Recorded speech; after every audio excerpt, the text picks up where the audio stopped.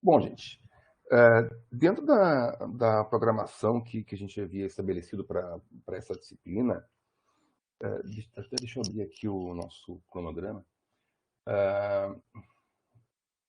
Dentro da programação, a gente estaria, vai encerrar hoje, né, aquilo que eu chamei de tema 2, né? O tema 2 que fala sobre conhecimento, né? Então, a gente leu alguns textos aí, né? 4 textos, na verdade, que falam sobre conhecimento, né? Combinando com esses dois de hoje, que daqui a pouquinho eu vou fazer um comentário sobre eles aí. Por quê? Porque a gente fechando uma ideia sobre conhecimento, sobre educação em si, né? Aí nós podemos entrar com um pouco mais de tranquilidade na ideia da discussão sobre pensamento complexo, né? Que vai ser o tema 3. O tema 3 que nós vamos começar a debater com leituras e depois com debates, né, nos próximos encontros aí. O tema 3 ele trabalha aí com 3 textos, né, mais densos, né, mais aprofundados, né, e trabalha com textos especificamente sobre pensamento complexo. E o tema 4 depois, aí se fala então em transdisciplinaridade, né?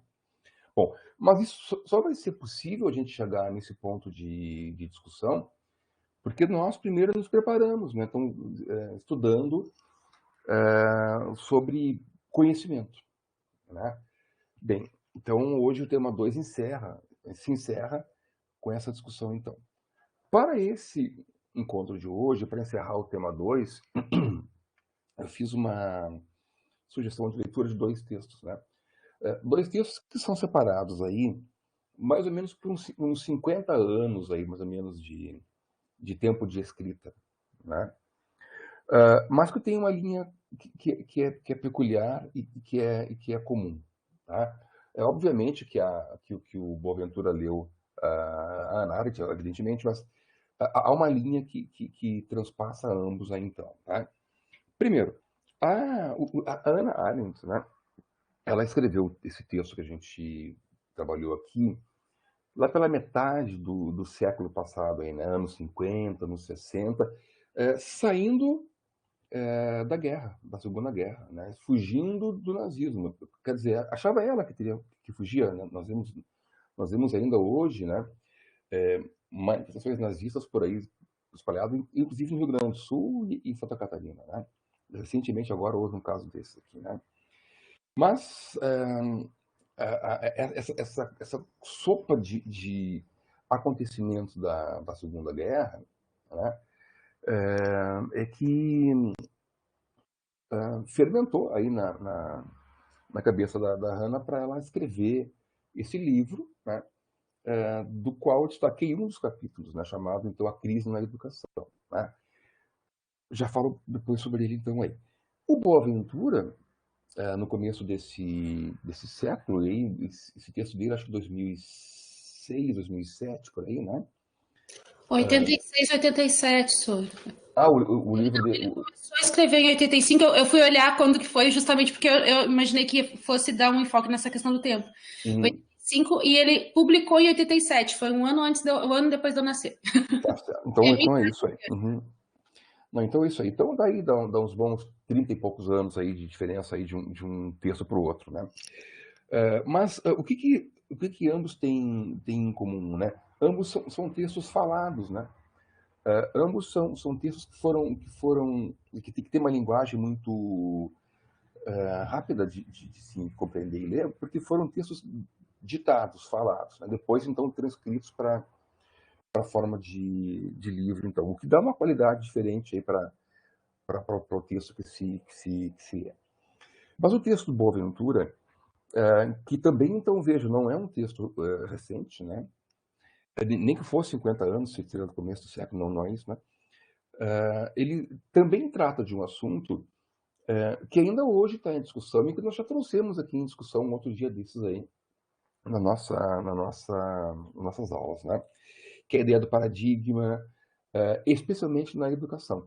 E ambos os textos, um mais explicitamente e o outro nem tanto, tratam da ideia do paradigma na educação e ambos vão ao encontro de pensar o conhecimento, né? Um de uma forma, um do outro. Deixa eu só fazer um comentário, então, ainda antes de que vocês possam também trazer contra vocês aí. O texto da Hannah Arendt, ela, alguém mais desavisado que o leia, né, pensa que ela está elogiando aquilo que está acontecendo lá, né?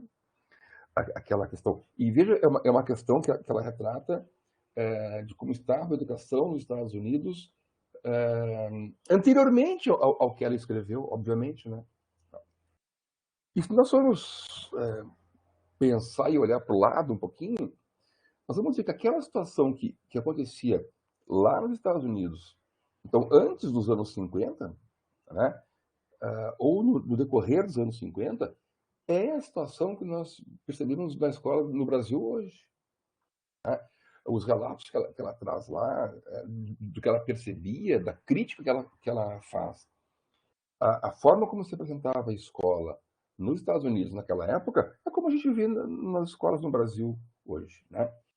Então vejam que transpondo o texto da Hannah para o Brasil na escola de hoje, ele se encaixa. Né? Por isso, então, a importância de ler esse texto que eu pedi. E, então, eu repito, para quem está com uma leitura assim, mais superficial e mais desavisada, pensa que ela está elogiando o que está acontecendo lá, né? Tá? Quando, na verdade, o que ela faz é uma forte crítica ao que ela está. A Hannah era uma filósofa que defendia a liberdade, né? De toda forma, né? Visto então o momento que ela escreveu esse livro, né? E ela leva também para a discussão da educação a ideia da liberdade, né? Bom, por outro lado, o texto do Boaventura que fala em paradigmas, né? E aqui a gente está se concentrando nesse texto do Boaventura, né? E, embora possamos, em outro momento, em uma outra disciplina, talvez, discutir outros textos dele, por exemplo, que falam em decolonialidade do currículo, né? Trazer para a sala de aula brasileira ou sul-americana conteúdos curriculares africanos, asiáticos, do Oriente Médio, né? E não apenas os europeus. A gente trabalha hoje com um currículo eurocentrado, né? Com a escola eurocentrada, né? E aí, então, a sugestão dele e de uma dezena de outros importantes pesquisadores é a de modificação da centralidade curricular, descartando só a ideia da escola europeia, que é a que nós temos hoje no Brasil, nas universidades e na escola de ensino médio, inclusive no formato físico da escola. Mas isso é outra discussão, talvez para uma outra disciplina mais adiante, quem sabe aí, né? Nesse texto aí do Boaventura, ele traz claramente um paradigma que está, né? E apresenta um paradigma que pode vir a ser, né? E o paradigma que está, que eles chamam de dominante, um reflexo da situação percebida pela Hannah Arendt lá no texto dela. Ou seja, aquilo que está lá, colocado no texto dela, é o paradigma dominante, né, que Boaventura traz. Né? E as sugestões que ambos vão apresentando ao longo do texto, em especial o texto do Boaventura, as contribuições que eles vão trazer, sugestões de modificação, que seria um paradigma emergente, como a gente poderia hoje denominar, vão ao encontro do que a gente defende hoje, né, com a ideia da pesquisa, com a ideia de abrir o leque curricular dos conteúdos, dos conceitos que a gente trabalha. Né? Então, ambos têm uma preocupação profunda com o conhecimento, com a produção do conhecimento na escola, né? A partir, então, da modificação do status que a escola tem. Uma fala em escola americana, mas, repito, isso transposto para o Brasil se encaixa perfeitamente. Né? Veja, se encaixa no Brasil 70 anos depois que esse texto foi escrito. Né? E no Boaventura, o que ele percebe é ainda isso que a gente também vê, né, essa questão mais pragmática, como a gente tem hoje na escola, de trabalho por objetivos. Quem viu a prova do Enem, por exemplo, de Ciência da Natureza, que aconteceu ontem, foi uma tragédia assim, para quem é estudante de escola pública, né, que tem uma aula de química por semana, ou 2 aulas de química por semana, que tem lá nos livros que recebe um estudo muito pragmático, né, um currículo derivado da ideia europeia de currículo, né, com conteúdos seccionados, muito pouco entrelaçados, e a prova do Enem veio com questões aí de um outro nível que talvez nem se fale em ensino médio. Algumas questões lá duvido que se fale em ensino médio, né? A não ser que escolas que tenham 4 aulas por semana de química, talvez aí, alguma escola técnica, por exemplo, lá, nos processos mais avançados, lá de oxirredução, isso aí é ensino médio normal, dificilmente se fale. Muito bem, gente. Eu quero saudar quem tá chegando aí, os colegas que estão chegando, né? Eu propunha a gente começar a discussão, então, na ordem cronológica das escritas, né? Então, pelo texto aí da Hannah Arendt, que está dentro de um livro chamado Entre Passado e Futuro, né? Do qual esse capítulo aí chamado A Crise na Educação é o mais importante, eu acho, né? Tanto é que quem for catar na internet aí, né, vai encontrar muitas apresentações, né, destacadas só desse capítulo aí, né, para download, para discussão, porque de fato ele é bem relevante para a gente hoje em dia, então aí, né. O que tem de destaque importante aí nesse capítulo é a importância que ela dá à escola, né, a importância que ela dá ao professor como mediador do processo de aprendizagem, e não apenas como um repassador de informação, né? Então, o professor como mediador. E aí já, quando ele fala em mediador, ele pode lá atrás voltar em outras contribuições, como, por exemplo, o Vygotsky, né? que foi o que tão bem falou esse aspecto, então, também, né? Uma outra questão importante que talvez a gente possa discutir, se é que se isso chamou atenção para alguém na leitura do capítulo, é a importância da formação pedagógica do professor. Né? Quer dizer, o professor de química, e me permitam falar de química porque, né, é a minha área de conhecimento, né, primeira, né? O professor de química não pode ir para a aula só sabendo química, né? Porque isso um químico sabe fazer. Né? Um químico sabe o conteúdo de química, né? Mas o professor de química é que sabe como ensinar química. Então, ao professor de química compete saber química e saber ensinar química, né? Então, eu poderia chamar aqui de conhecimento pedagógico do conteúdo, que depois, mais adiante, aí Schumann, né, é um autor que trouxe bem essa coisa, isso já anos depois aí da Hannah. Schumann é um contemporâneo nosso, né? Lee Schumann. Então, a ideia aí da importância de saber ensinar aquilo que se sabe fazer. Né? Então, o professor de química, que sabe fazer química, tem que saber ensinar química. Isso não é uma... aliás, isso é, agora minha, né, uma crítica minha, ao que pensam alguns professores, por exemplo, de IFE, Institutos Federais, aí, né, a qual eu pertenço, né, que pensam que ser licenciado é só uma extensão do bacharelado, né? Faz bacharelado, faz uma cadeirinha outra a mais lá e sai licenciado, né? Licenciatura e pedagogia são ciências bem diferentes de uma extensão de bacharelado, então por isso essa crítica é importante, então, tá bem? Bom, paro por aqui, abro a palavra para vocês. Eu gostaria primeiro talvez começar por uma discussão sobre o livro da Hannah, depois a gente discute o livro o capítulo da Hannah, depois o livro do Boaventura, depois a gente pode fazer um cruzamento entre eles. Então, quem quiser trazer alguma contribuição, quem quiser falar, está aberto o microfone aí, tá? E eu desligo o meu por enquanto. Né? Ô, professor, eu não sei se eu entendi bem, né? Uhum. Mas teve uma hora que ela disse que na pedagogia moderna tornou-se uma ciência de ensino geral, né? Às vezes pode simplesmente o que o professor poderia ensinar qualquer coisa. Sua formação é no ensino, né? E não, ele não tem um domínio, né, de um assunto em particular, né?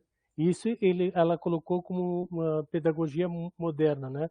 Daí ela mesmo pergunta como o professor não precisa conhecer sua própria matéria. E pode acontecer até em alguns casos, até o professor apenas estar um pouquinho à frente da sua classe em termos de conhecimento, né? Então, é, ela meio que disse que também o aprendizado estava mais voltado para o fazer, né? Não sei se era essa realmente, quando ela principalmente destaca a questão da pedagogia moderna, se foi esse o enfoque mesmo. Não foi, mas ela faz uma crítica à pedagogia daquela época lá, né? A pedagogia como ciência, de lá para cá, ela teve uma evolução muito interessante, muito grande. Hoje em dia, a gente compreende pedagogia hoje como uma ciência mais avançada, né? Em relação à questão da formação do professor, né? Então, essa crítica está localizada à época da escrita do capítulo, mas é isso aí sim. Foi essa a intenção dela lá. Tá? Ok. O Leonardo está dizendo ali que a licenciatura dispõe de uma perspectiva onde os conteúdos são bem aplicados, de forma bem simplória. Então, mas aí eu trago uma discussão que também depois pode ser feita em outro momento por nós aí, se o licenciando, né, precisa ter as mesmas disciplinas discutidas no mesmo grau de aprofundamento de um bacharelado, por exemplo. Né? Quem vai para a licenciatura em Química, por exemplo, né, dificilmente vai usar algumas disciplinas que fez no seu bacharelado, se é que fez, né? Tá? Por quê? Porque o seu ambiente de trabalho não é a indústria, né? É a sala de aula, né? Então, talvez, se pudesse, isso já se faz hoje, tá? Se pudesse substituir o aprofundamento em algumas disciplinas por outras disciplinas, né? Por exemplo, tá? E eu acho que a URGS, eu acho que é uma, se não me engano, tem isso aí. Tem química orgânica na URGS, né? Mas também tem lá uma chamada ensino de química orgânica. Tem lá físico-química, né? E tem a ensino de físico-química. Ou seja, além de aprender algumas questões sobre aquela disciplina, vai aprender como se ensina aquilo, né? Porque é isso que importa para o professor, né? Hoje em dia já há cursos que têm já essa aproximação, esse novo olhar aí, né? Do que era antigamente, né? Quando era só um apêndice do bacharelado, do curso de licenciatura. Sabe? Mas eu concordo com o que tu está falando aí, Leonardo. Quem mais?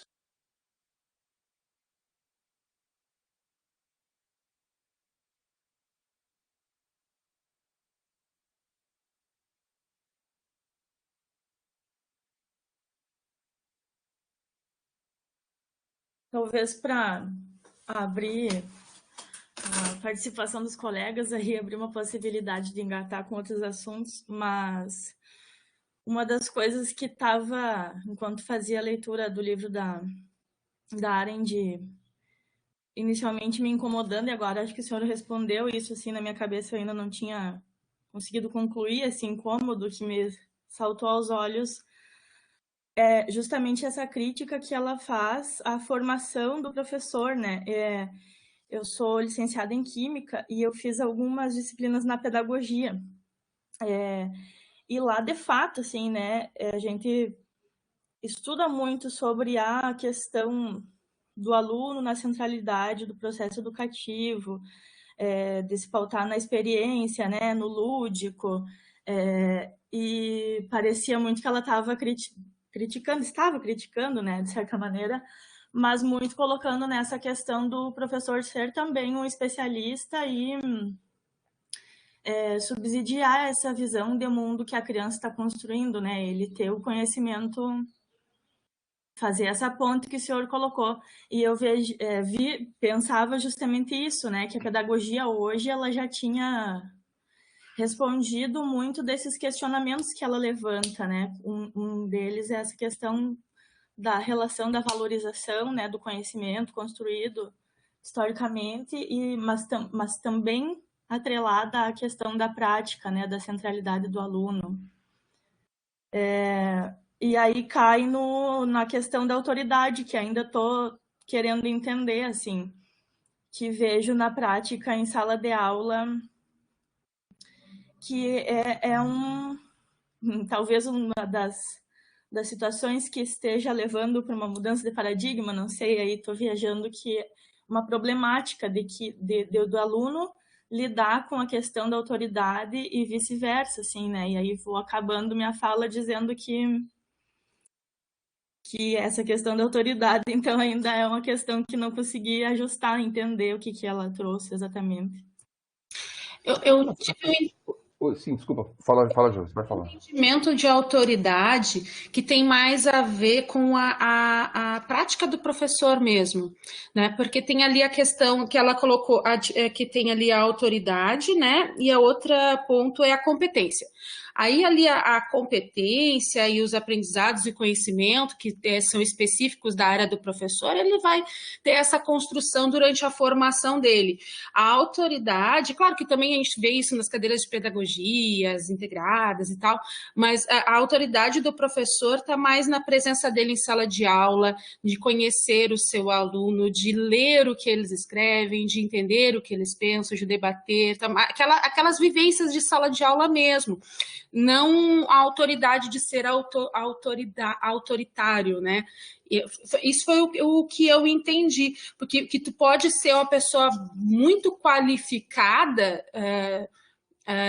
no ponto de vista ali mais formal de ensino, de ter feito várias formações e tudo mais, e tu não ter autoridade de sala de aula, autoridade na escola, autoridade alguma coisa na sua prática. Eu entendi que ela fez essa diferenciação, posso estar errada?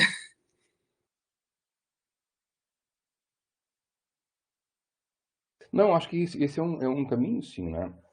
Para entender o que ela quer dizer lá, né? E veja que ela traz relatos lá que a gente percebe hoje em dia aí plenamente presentes no que a gente está pensando aqui, né? Eu estou com o livro na mão aqui, estava tentando achar uma Tem uma coisa que me chamou a atenção, não sei se eu vou desviar um pouquinho do foco da autoridade que a gente estava falando aqui, mas é que eu entendi que esse texto estava pensando mais ali na questão da educação das crianças, que são menorzinhos, né? Eu consegui e não consegui, porque como eu estava pensando mais uma crítica à escola nova, né? Eu até tive que procurar um pouquinho o que era escola nova, porque eu tinha visto isso lá no início da licenciatura, eu não lembrava de mais nada. Lembrava sim, né? Mas eu tive que relembrar ali um pouco. E daí eu não conseguia desassociar a questão da educação infantil e das crianças. Mas ao mesmo tempo que eu não conseguia pensar que desassociar dela tá pensando nessas crianças, eu não conseguia desassociar também dos meus que são adolescentes, que eu trabalho com ensino médio, né? Mas é louco pensar que uma coisa que foi feita para pensar na educação das crianças também possa trazer essa associação para os adolescentes, né? Não, ela fala em regra geral, né? Claro que dá para levar para adolescentes. Tem alguns trechos aí que estão bem específicos aí, até para adolescentes e mais, né? Mas, embora um texto antigo, né, ele representa questões atuais no Brasil hoje, né? A questão da internacionalização do ensino, por exemplo, veja que em algum lugar ela fala que o que serve para um país serve para todos, né? dentro da educação hoje, é isso que a gente está querendo fazer, né? Grandes grupos aí, editoriais, entraram na educação hoje no Brasil aqui, dominam aí o mercado, inclusive em escolas públicas, trazendo mais uma vez o seu conteúdo lá da Europa para cá,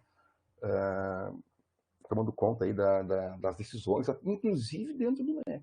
Né? Sim, inclusive agora dentro do MEC. Eu estava olhando os números, nós temos 3 representantes ali no grupo de transição que são de instituições federais e 4 que são dessas empresas aí. Isso. Tá? Então, essa questão aí, no Brasil, ela é muito atual, ela é presente nesse momento aqui, né? Presente nesse momento, né? Da ideia de internacionalizar conteúdo que eu não posso, por exemplo, levar para escolas de periferia, para escolas do interior, que não cabem lá, né? Lá são outras demandas, outras realidades que precisam ser pensadas a partir daquela comunidade lá e não de um lugar que caia e se manifeste lá, né? Sobre essa questão da equipe de transição ali, depois a gente pode conversar um pouquinho, tem uma estratégia organizada lá, né? Mas vejam que esse grupo que está se comentando, ele é um grupo intermediário, não é um grupo que está tomando decisões, o grupo das decisões é um outro grupo diferente, né? A gente não tem nem esse acesso lá ainda. Então, esse pessoal que está participando aí, todos pela educação, Instituto, acho que Unibanco, entrou alguém lá, Deus o livre, né? Tá? Mas eles não são aqueles nomeados, né? Que inclusive são assalariados, né? Da equipe de transição. Eles são um grupo de sugestões, um grupo inferior, onde está inclusive o Eliezer Pacheco, onde está inclusive a Maria do Rosário, né? Então eles estão nesse grupo inferior. Tá? Um grupo superior, aliás, a Rosário não, ela está em outro grupo. É o Eliezer que está ali, tá? É um grupo só de sugestões. O grupo de decisões é um outro grupo mais acima, não tem ninguém desse pessoal lá. Tá? Bom, muito bem, né?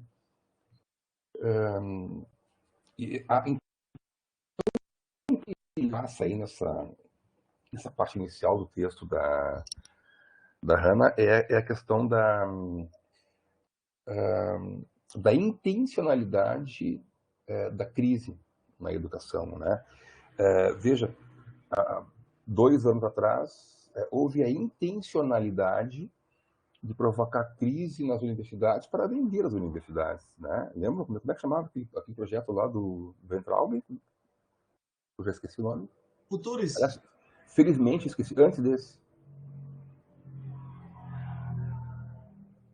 Futuris não era do Temer? Futuris. Não, é isso aí. É o Futuris mesmo? Sim, Futuris, isso aí. Né? É o Futuris, né? É o Faturice. Felizmente tinha esquecido o nome, mas vocês me lembraram. Né? Então foda-se. Então, essa ideia de provocar a crise, lembra? Só tem balbúrdia. Né? De provocar a crise para depois vender, corta a verba. Corta a verba, vai ter crise.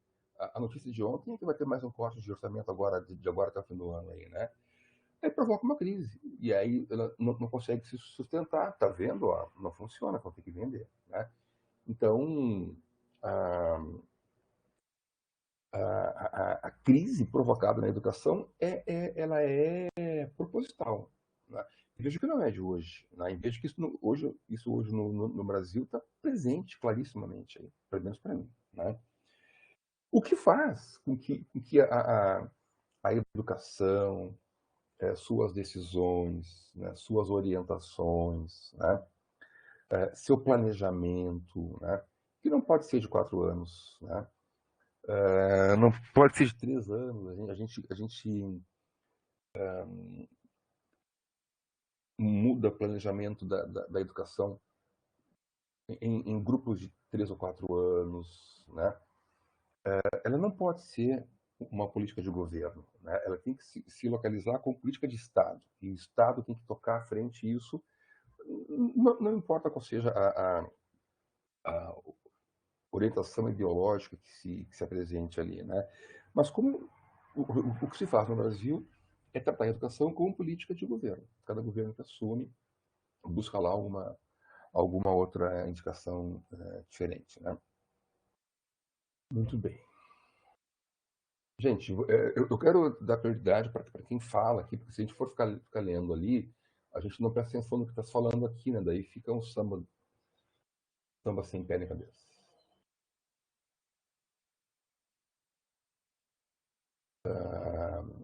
Alguém mais?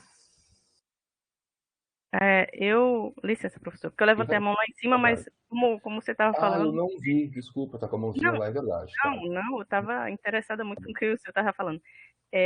Eu confesso que eu li a leitura depois que você orientou a gente a fazer leitura voltada assim para a questão do conhecimento mesmo, foi muito mais simples para mim fazer essa atividade.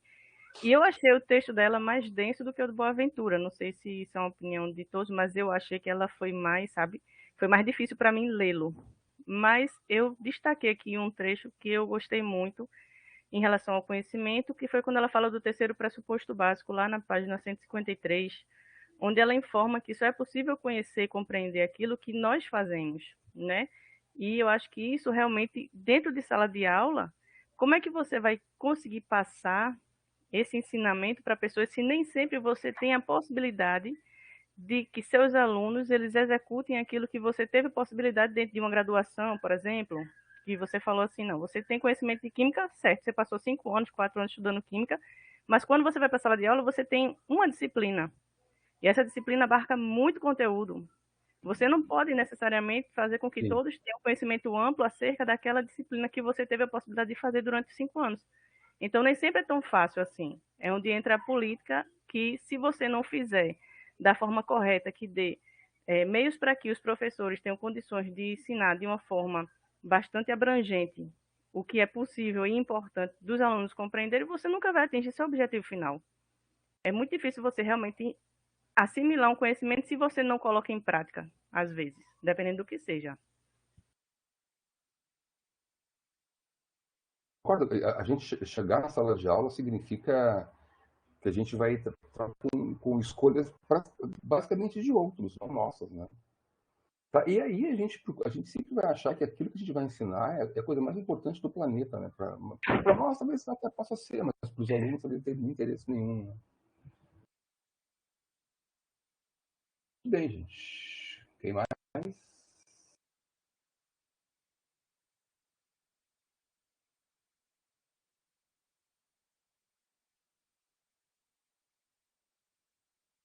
Eu achei bem bacana ali, professor, quando ela fala que, principalmente em função das crianças, que a função da escola não é só simplesmente ensinar as crianças como o mundo é, e não instruí-las na arte de viver, né? A aprendizagem, na verdade, ela menciona que se volta inevitavelmente sempre para o passado. Ela não se importa com o que realmente está transcorrendo no momento atual, né? Então isso achei bem bacana essa fala dela, né? Que tem que tentar realmente instruir as pessoas na arte do viver, né?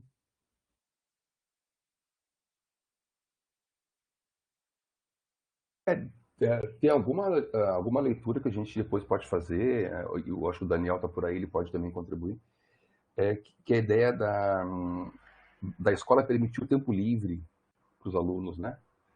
E que é uma leitura interessante que dá para a escola uma outra dimensão do que só ensinar, mas também só ensinar conteúdo, né? Mas também ensinar aliás, conteúdo sempre tá? Mas não só ensinar conteúdos conceituais, né? Mas também de atitudes, né? E então a ideia do tempo livre, né? É uma intenção que se sente falta na escola hoje. Então, a escola permitir ociosidade para o aluno em algum momento, né? Então, isso também... E que é um texto bem recente aí, né? Tu quer falar alguma coisa sobre isso aí, Daniel? O Daniel tem essa leitura aí feita aí, né? Ô, pessoal, eu até já coloquei um link ali do livro PDF, já ali no bate-papo. Se chama Em Defesa da Escola, isso aí, né? Uma questão pública. Defesa da Escola. Defesa da Escola é um livro interessante, Eu estou até com ele aqui na mão agora, que é um livro que nos remete aí a entender os primórdios dessa escola enquanto democratizadora do tempo livre, né? Então, o autor vai fazer uma busca ali interessante sobre a questão de como que os primórdios, né, da escola foi feita na perspectiva de democratizar o tempo livre e depois o quanto que isso foi subtraído da classe trabalhadora e virado um privilégio, né? E esse tempo livre é um privilégio. E hoje a gente tem uma escola utilitarista, uma escola que até o intervalo da escola é pensado jogos que possam otimizar e possam ter algum retorno imediato. Então, essa escola com tempo livre é um debate bem bacana mesmo, interessante. E vai de encontro total com esse mundo neoliberal, esse mundo capitalista, utilitarista, imediatista que a gente vive hoje. Então, acho que vai bem numa contramão aí, e vale muito a pena a gente trazer isso aí. Aí tem uma questão interessante também, que é até a demonização da preguiça, né? A questão do ócio enquanto algo pecaminoso, algo terrível, tenebroso. E eu sou da Bahia, né? Eu sou baiano, e aqui no Rio Grande do Sul eu observo essa relação nessa região da Serra Gaúcha, a relação que os descendentes de alemães têm com o trabalho é uma coisa assim absolutamente escravista. E aí você observa que eles se definem pelo que você trabalha e o quanto você trabalha, né? Então é muito aquela letra de Auschwitz lá, né? O trabalho liberta, né? Então tem essa pegada aí nazi-fascista aí bem clara. Então, fazer a escola como uma perspectiva de tempo livre, de descoberta do mundo, do ser, do sujeito, na sua complexidade, é um desafio nesses tempos complexos. Veja a resposta que os funcionários do Twitter deram ao moço quando ele falou assim: vou ter que trabalhar bastante e ficar quieto, né? Se demitiram, né? Não era isso? A resposta foi imediata, né? Quando se exigiu esse exagero aí de... Um comentário de minha vivência que tem a ver com esse... Eu não li o livro, mas eu já até salvei ali o PDF, Daniel. Sobre a questão do tempo, ela tem o ensino médio em tempo integral, né? Então, os alunos, eles entram até às 4h15, 5 horas, o primeiro ano vai até às 5. E daí, então, no intervalo do almoço, eles ficam dentro da escola. Eles vão almoçar ali por volta das 11h30, então do meio-dia a 1 é um tempo que eles ficam livres. Daí tem uns tatames que eles colocam no chão e tal. E por conta desse tempo livre, eles começaram a procurar grupos, começaram a procurar a gente para fazer atividades durante esse tempo livre, né? Então tem um grupo de dança que se reúne uma vez por semana, isso foi iniciativa dos alunos. Eu comecei a assistir uma série com umas alunos que me convidaram para assistir uma série, a gente ia para a sala de multimídia e botava Netflix para ver uma série, né? E a gente acabou conversando muito, a série foi bem legal para virar um espaço de conversa e tal. E um outro grupo que criou um grupo de jovens para debater coisas relacionadas aos dilemas deles mesmos. E, tipo, que foi iniciativa dos alunos, a gente não teve nenhuma movimentação, basicamente, para fazer isso. É um tempo que eles tinham na escola e eles começaram a utilizar esse tempo do jeito que eles achavam que era legal, né? Então, é um exemplo de que, né, de que esse tempo livre, que é ocioso, acaba virando criativo na mão deles, né? Eu me lembrei agora, até com essa tua fala, me lembrei agora, algumas vezes eu li algumas coisas sobre Manuel de Barros, né? Que ele sempre lidava também com a situação ele dizia que tinha comprado o ócio criativo, né? Então tudo aquilo que ele tinha herdado da família ia servir para comprar esse ócio e para poder se dedicar exclusivamente à poesia, né? Porque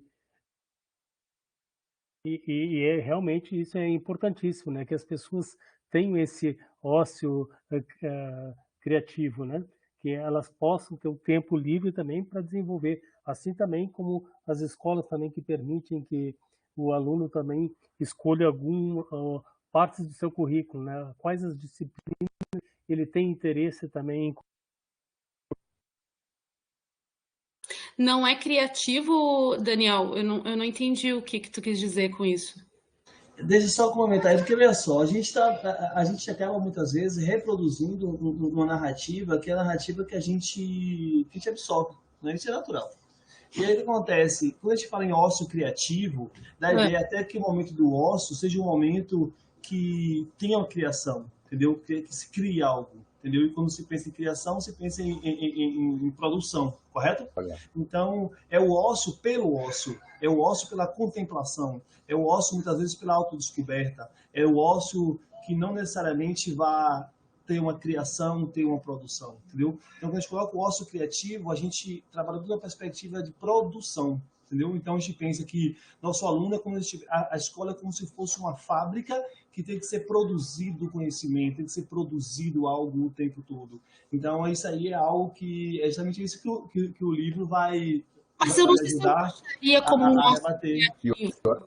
Estava mais uma diversão, né? A gente acaba, claro que tem sei lá, os alunos que estavam dançando estão aprendendo algumas técnicas, mas eles estão fazendo aquilo ali, acho que mais como um motivo de diversão. Mas não, exatamente. O que eu te falo é o seguinte: o que eu estou falando é que quando eu falo, estou fazendo por diversão, estou fazendo por contemplação, estou fazendo pelo prazer de se fazer. E imagine só que a esses alunos, esse tempo da escola, enquanto um tempo de lazer, um tempo livre para o lazer, talvez o único tempo que esse aluno tenha. Meus alunos, por exemplo, trabalham, entendeu? Meus alunos no médio trabalham. Com 16 anos estão trabalhando. Aqui na região da Serra, com 16 anos, tem que trabalhar. Então, 18 anos sem trabalhar, o pai bota fora de casa. Então, é algo absolutamente extremável isso aí. Então, não consegue entender, por exemplo, que o aluno...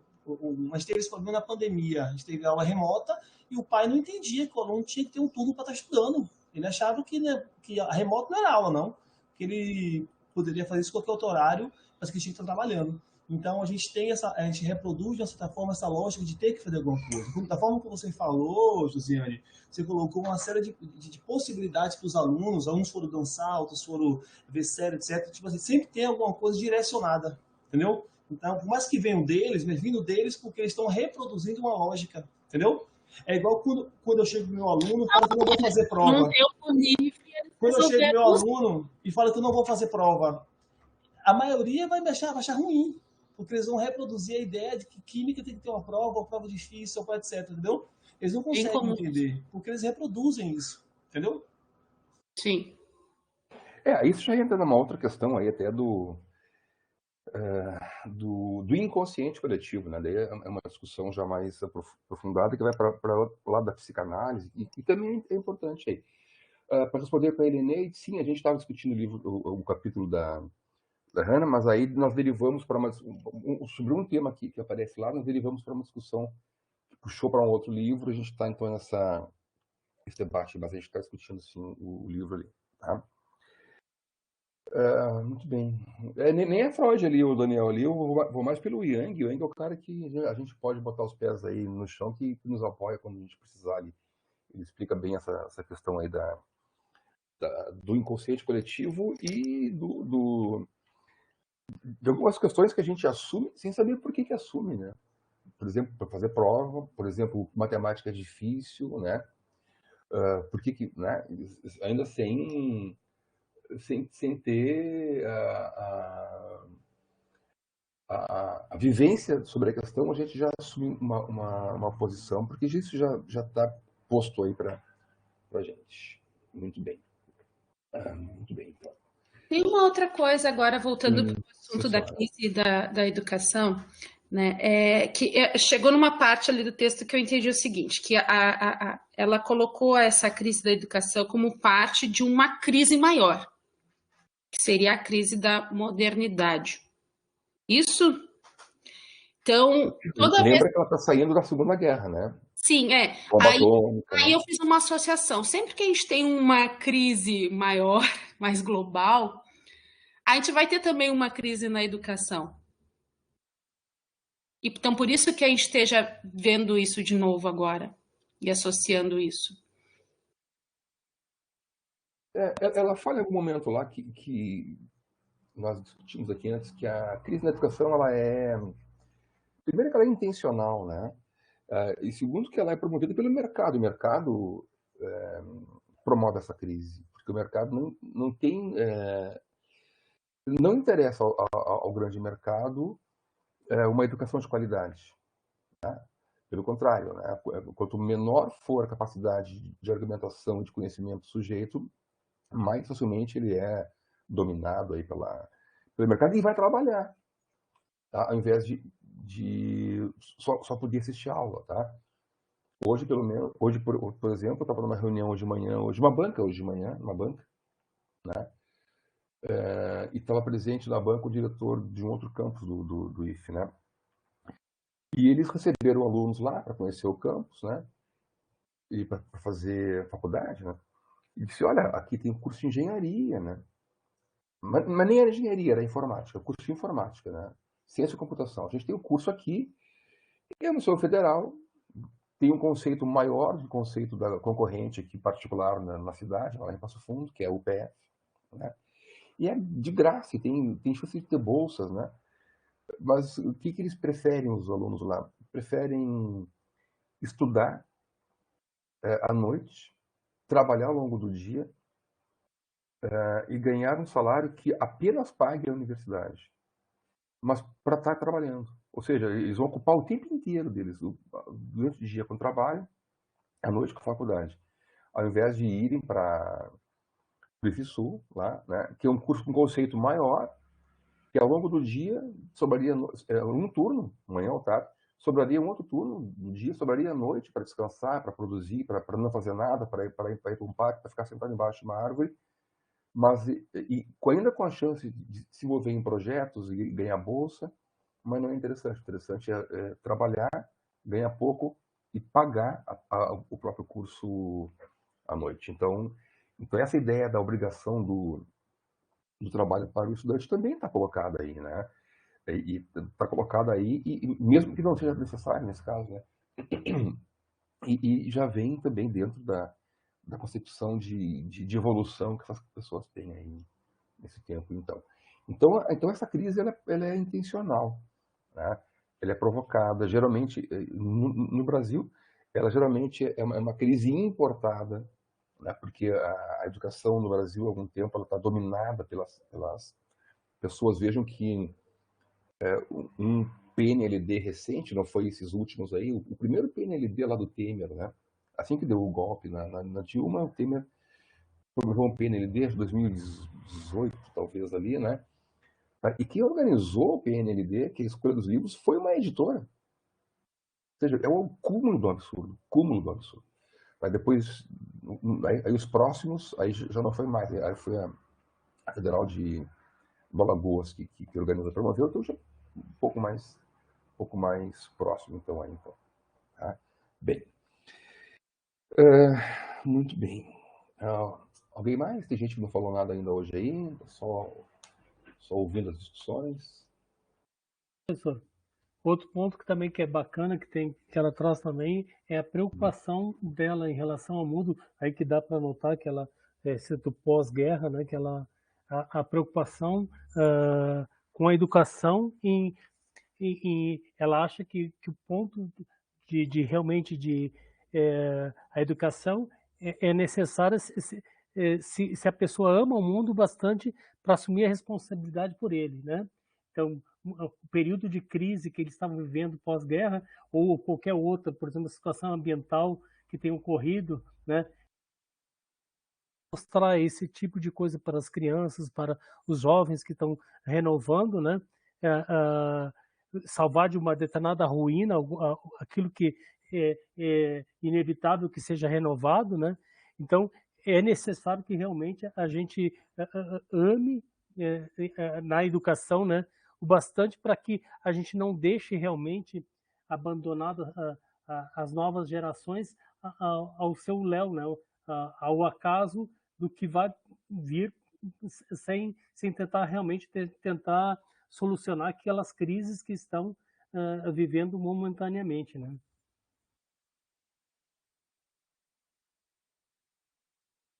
Acho que a Heleneide tinha pedido para falar. Tem Olá, aqui, acho que a Heleneide com a mão levantada. Deixa eu ver quem mais, eu acho que só ela. Né? Boa noite. Boa noite, Heleneide. Está me ouvindo, professor? Boa noite, pessoal. Chegando um pouquinho atrasado, estou me inteirando da discussão, mas gostaria de fazer uma consideração de algo que me chamou a atenção. Quando o Hannah fala da possibilidade de construir um mundo novo, e aí nessa parte eu fiz a comparação com a educação. Aqui em Pernambuco, por exemplo, nós estamos vivendo desde o ano passado a implementação do novo currículo de Pernambuco. E dentro desse currículo vem uma série de modificações, que é a implementação, por exemplo, das chamadas disciplinas eletivas e dos chamados itinerários. E quando a gente estabelece essa formação, como hoje teve uma mesmo, alguns professores ainda questionam porque isso foi implementado, porque não chegou à discussão a maioria dos professores. E aí, lembrando desse texto de Hannah, eu me questionei justamente por isso, porque sempre vai haver essa discussão, sempre essa crise na educação, porque sempre haverá algo novo, sempre haverá a possibilidade de se implementar essa discussão e sempre haverá, claro, pessoas para questionar essa implementação. Agora, no sentido do novo, como ela chama a atenção no texto dela, eu creio que seja muito importante estar aberto a isso. Então, as possibilidades que surgem, tem que realmente o professor estar aberto para isso, não criando empecilhos para que se implemente essas mudanças, mas no sentido de realmente estar ali para contribuir, para aprender e para implementar tudo que for possível em termos de educação, porque, assim, discussão sobre educação sempre vai ter. Crises, eu acho que em termos de educação também serão sempre algo que será corriqueiro. Agora, as mudanças que acontecem na educação também devem ser vistas de um lado positivo. Eu penso dessa forma, foi essa fala que eu coloquei hoje na minha formação. Então, não sei se era bem isso que estavam discutindo, eu peguei esse pontinho da educação, professor, e quis deixar a minha contribuição e depois vou me inteirando aí do restante da discussão. Muito bem, muito bem. Acho que também é um ponto de vista aqui que aparece em algum momento aí do texto aí. O Daniel está com a mão levantada ali. Estou tentando ligar essa webcam, não estou conseguindo. Agora foi. Então, tem uma parte do texto aqui que me chamou a atenção, que eu queria frisar aqui, já na página 156, no 3 ali, né? Ele fala o seguinte, a autora fala o seguinte, a Arendt: mas a criança só é nova em relação ao mundo que existia antes dela, e continuará após sua morte e no qual transcorrerá sua vida. Então, me chamou a atenção aí essa parte, me lembrando muito de Marx, na perspectiva de que os homens constroem sua história, mas não como bem querem, mas conforme as condições materiais que encontram aqui no mundo real. Então, essa frase me chamou bem a atenção, assim, nesse viés marxista, não o caso, mas um viés de perspectiva histórica, né, de que ela falando aqui da criança que vê o mundo, ela fala de um novo, do devir, de todo esse processo desse momento aqui, e ela vem dizer que essa criança que chega nesse mundo, ela depende dessas condições, ela carrega consigo as condições históricas, ela herda. Então, ela nasce no mundo e ela não escolhe as condições. É como se nós não temos a oportunidade de escolher as condições para nós lutarmos. A gente luta no cenário que está aí. Então, pensando nisso aí, trazendo agora para esse momento atual, a gente começa a pensar que a gente tem um cenário de luta aí pela frente, aí, um governo de conciliação de classes, um governo que não vai atender plenamente a classe trabalhadora, porque vai ter uma tensão muito forte. E, obviamente, não é um cenário que queríamos, é um cenário que historicamente está colocado, mas a gente vai ter que lutar. Então, eu queria muito trazer essa referência de que o cenário que a gente encontra é um cenário histórico, a gente já nasce nesse cenário, e a Hannah Arendt traz isso aí, eu achei interessante. Muito bem, é um outro olhar aí também dentro de um ponto específico aí, né? Quem mais, pessoal? Aquela questão da autoridade também, ela passa por aí também, né, Daniel? A ideia de que a autoridade não vem com conhecimento só, né, mas também vem com a relação que se estabelece ali, né? Ô, professor, deixa eu lhe fazer uma pergunta. Vai. Quando o senhor fala assim, um novo olhar sobre um tema específico, uma perspectiva hermenêutica de interpretação minha, ou não é o que está colocado? É como Não, se o novo tivesse... olhar é daquela pessoa que está olhando, não Mas não necessariamente. eu. Não, é de quem está olhando, né? De quem está escrevendo. Não. Mas O essa novo olhar, parte... porque assim, ela está talvez se apoiando numa outra situação para compreender a primeira situação. Entendeu? Ela está analisando uma situação sob uma perspectiva que ninguém talvez tenha analisado ainda. Mas é um novo olhar para ela. Isso não quer dizer que toda perfeito. pessoa já não tenha Você que algo olhar meu, parecido. não, perfeito. Desculpa, entendi agora. Certo? É uma perspectiva diferente de analisar uma questão que essa pessoa talvez nunca tenha feito, né? O que não é uma regra geral para todo mundo. Então, é para todos um novo olhar. Não, é para mim. Ou para quem está falando, né? Eu só fiz a pergunta porque quando a gente fala esse novo olhar, a gente também acaba bebendo do pós-modernismo, né? Dizer que ela escreveu ali e é olhar do Daniel, que leu, que nada, que ela escreveu, o que está colocado ali. Não tem nada a ver. Então, aí eu fiquei tenso. Por exemplo, da autora. Tu pode escrever assim, por exemplo. Ó, eu posso escrever sobre um texto teu, tá? Daniel propõe um novo olhar sobre tal coisa. Ou seja, Daniel propõe um olhar que eu não conhecia. Então, aquele texto que eu estou lendo ali, para mim, tem uma novidade. Então, esse novo olhar, eu nunca tinha pensado nisso. Então, esse aí escreveu sobre isso. Tá, então, isso é muito particular assim, do autor e do leitor, principalmente. Muito bem, pessoal, muito bem. Bom, oi. Professor, se fazer mais uma colocação para você. Algo que me chamou bastante atenção também é quando ela fala dessa quebra, né, de referência com o passado, e aí ela associa com a questão da autoridade. E hoje a gente sente muito na educação essa questão dessa crise de autoridade quando a gente coloca o professor, né, nesse contexto.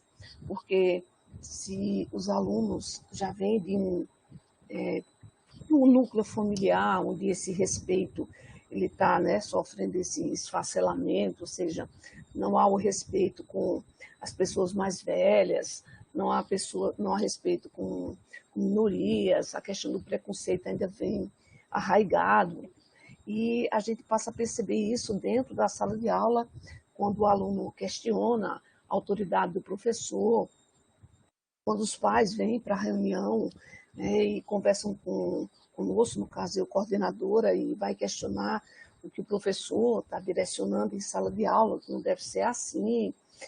Então, eu percebi nessa colocação dela que essa crise de autoridade, claro, ela está aí na política, está em outros setores, mas ela está bem arraigada dentro da educação, porque quando se perde justamente esse referencial de valorizar, de considerar como tradição o que é antigo, aí entra também, não diretamente falando, mas entra aí, por exemplo, coisas de ordem natural, que é o respeito com as pessoas mais velhas, o respeito com a autoridade, o respeito com as instituições, e a gente percebe que essa crise se estende além da educação. É o que nós estamos até mesmo vivenciando aí, a crise, né, de falta de respeito com as próprias instituições do país. Então, a gente coloca a educação nesse contexto, a própria escola nesse contexto, e percebe como há uma visão distorcida nesse sentido, do que se esperar da escola e como tratar a comunidade escolar. Não pensar do ponto como muitos pais pensam, que a escola está a serviço dos alunos. Então, eu acho que é algo realmente que caracteriza bem essa crise a cada dia que passa na educação. É que fica complexo, porque, na verdade, assim, lá mais para o fim ela coloca, normalmente a criança é introduzida ao mundo pela primeira vez através da escola. No entanto, a escola não é de modo algum o mundo, e não deve fingir sê-lo.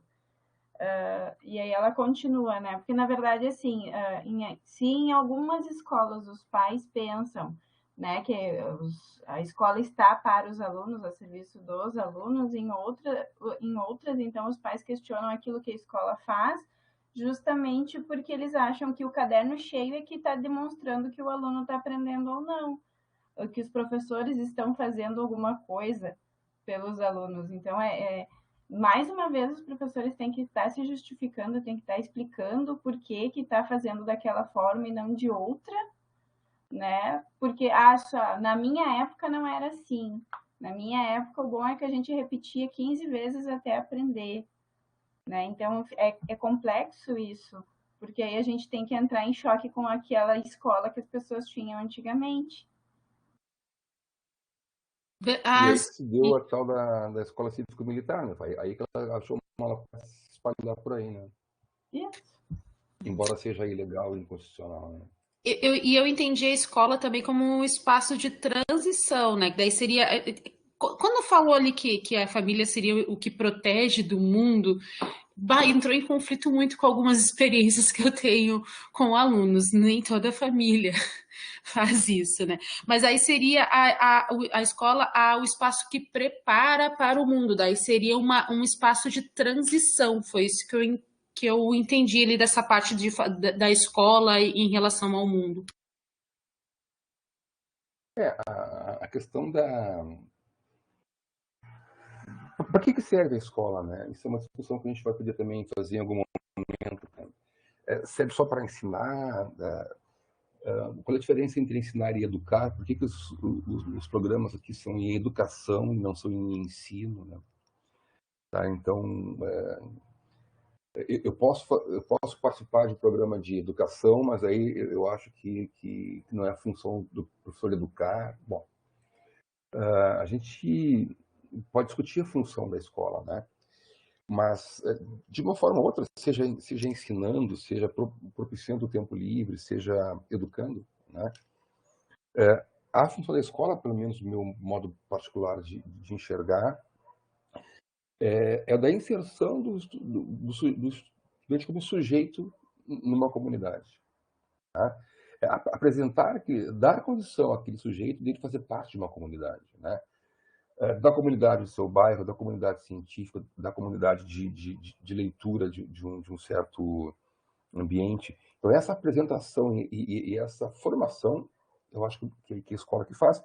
E aí entram variantes diversas, né?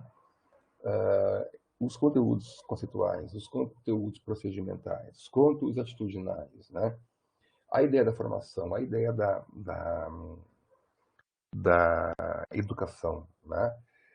Aliado a processos semelhantes que aconteçam, por exemplo, nas casas, né? Então, os pais também têm que educar, os pais também têm que ensinar. E isso e aí podemos voltar de novo lá para a ideia das ideias de Jung, né? Os arquétipos lá da formação, da criação, do cuidado dos pais com os filhos. Isso também está dentro da ideia de educar e também de ensinar. Ensina-se lá pelo conhecimento comum, pelo senso comum, e a escola depois vai transformando isso em conhecimento científico, em ação cidadã, de uma forma ou de outra. Né? Muito bem. Muito bem. Gente, proponho que a gente possa passar para o segundo texto, que é o texto do Boaventura. Que é um texto, então, aí que tem aqui 30 anos aí depois, né, do texto da Hannah, né? E que fala em paradigma. Veja que sem... Eu até fechei já o livro aqui, mas sem dizer que né? A Hannah Arendt, lá pelas tantas, também fala em paradigma, né? Que seria, naquele momento, lá o paradigma dominante, né? Que está aí, né? Onde é que...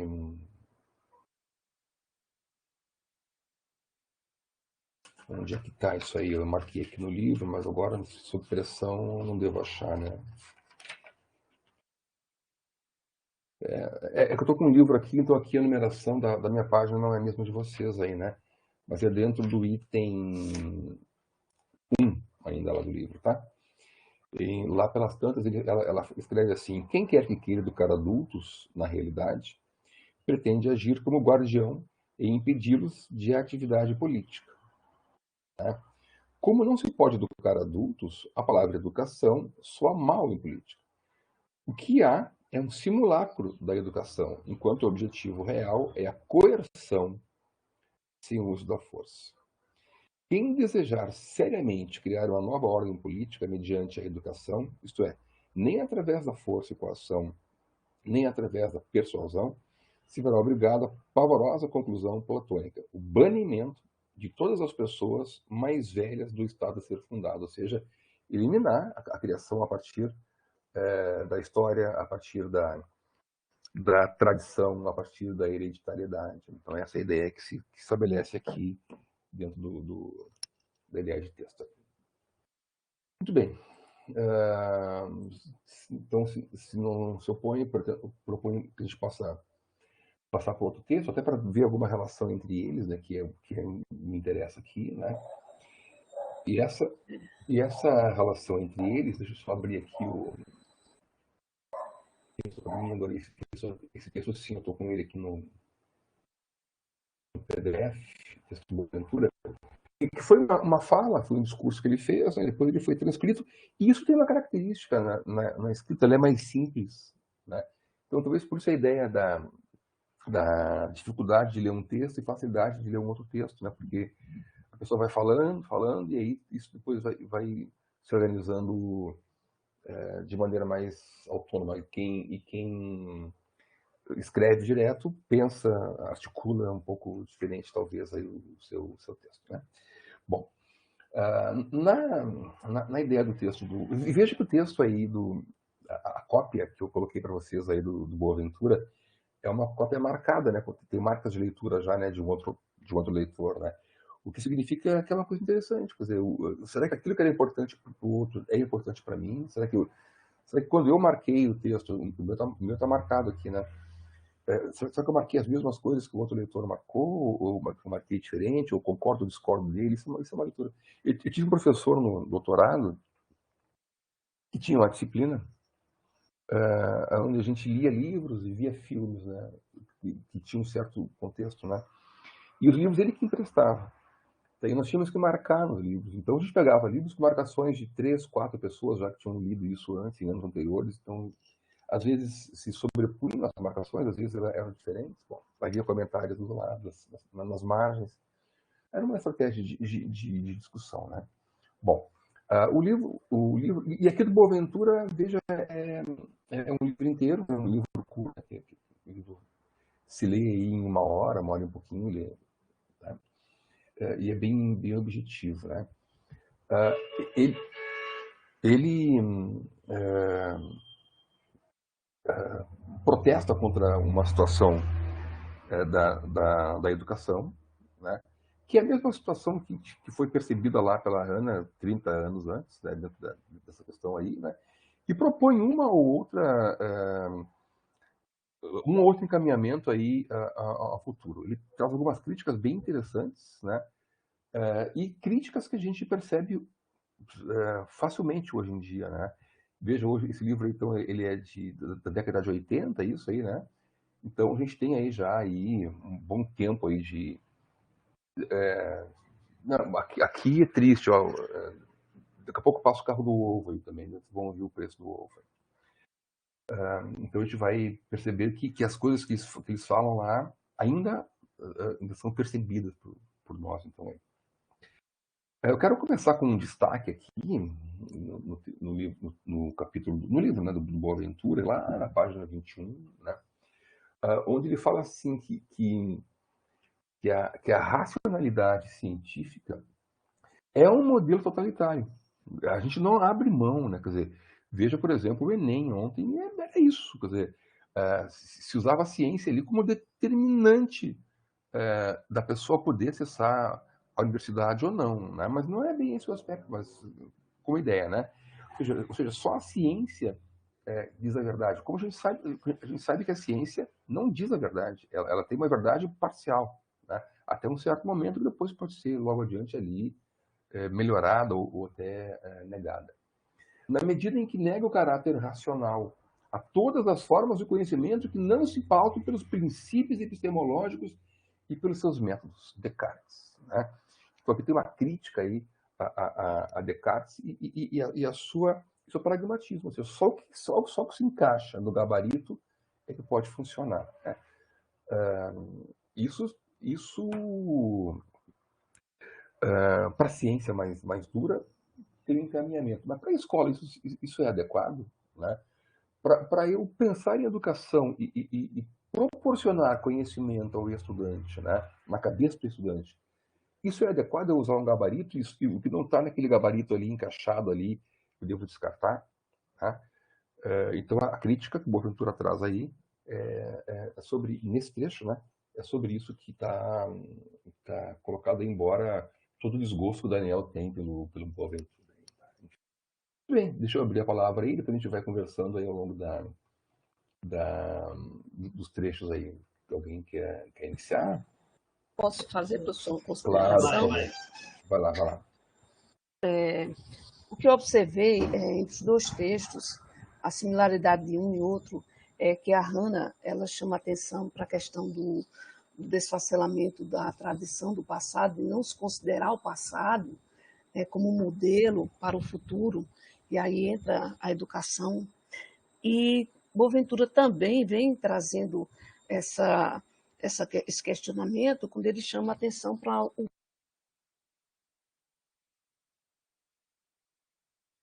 paradigma alicerçado em Descartes, na máquina newtoniana, e que esse paradigma justamente tem isso que o prof. Acabou de mencionar, que é a questão de não considerar, do ponto de vista da totalidade, ou desconsiderar o senso comum. Quando a gente leva para uma aplicação prática, como a prova do Enem, a gente percebe que o modelo que se propõe ali é trazer essa contextualização, trazer essa totalidade numa questão. Mas isso vai de encontro à própria educação que está sendo aplicada. E eu vou trazer novamente o exemplo aqui, né, de Pernambuco, com relação ao currículo, porque, por exemplo, biologia teria no segundo ano 3 aulas, no terceiro ano 3 aulas. Agora vai cair para 1 aula. As outras 2 aulas, elas serão envolvidas em disciplinas do tipo, né, itinerários, que são as optativas, são as disciplinas eletivas e assim por diante. Ou seja, se cobra uma totalidade de conhecimento, quando o professor nem mesmo tem tempo, né, não vai ter esse tempo pedagógico de abordar esse conhecimento nem por base, e muito menos abordá-lo em sua totalidade. Então, quando Boaventura ele chama atenção para isso, para essa quebra também do passado, não se considerar esse senso comum, ele aponta que a solução está justamente no futuro, nesse novo paradigma que tem que surgir e se reconhecer, onde a totalidade ela deve ser considerada, a contextualidade deve ser considerada. Então, Boaventura ele enfatiza muito isso, inclusive na própria metodologia, aplicada na própria metodologia. Quando a gente for trabalhar a metodologia de uma pesquisa, aplicar múltiplos métodos. Como o prof. mesmo mencionou, a ciência ela não conhece a verdade inteira. Então, é como Hannah questionou lá no início, que os cientistas avançaram em sabedoria, avançaram em muitas descobertas, mas como é que o homem cresceu em estatura? E Boaventura vem também trazer esse questionamento. Enquanto não houver uma mudança desse paradigma, vamos ficar estacionados ainda nesse mesmo modelo de racionalidade de Descartes, que vê tudo dessa maneira linear, sem entender que, na prática, as coisas não se compreendem mais dessa forma, só em sua totalidade.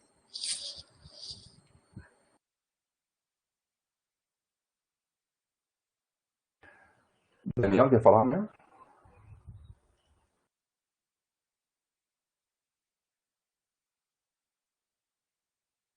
Oi, eu vou colocar aqui um link no chat de uma fala de uma crítica que José Paulo Neto faz a Boaventura. Se tiver a oportunidade, eu indico a leitura, tá bom, pessoal? Boaventura, ele tem esse viés pós-moderno que eu não compartilho, eu acho ele ruim. Quando a colega fala que o Boaventura um texto mais simples, a colega anterior falou, né, que a Hannah Arendt foi mais denso para ler. Significa que a Hannah Arendt trabalha com complexidade, com as múltiplas determinações a partir do movimento real. E o Boaventura trabalha apenas com superficial, com aparência. O Boaventura ele simplista, né? E aí ele não dialoga com a realidade nas suas complexidades. Então, Boaventura, para mim, é uma negação da realidade. Ele trabalha a partir da aparência, e aí eu pouco tenho a dizer.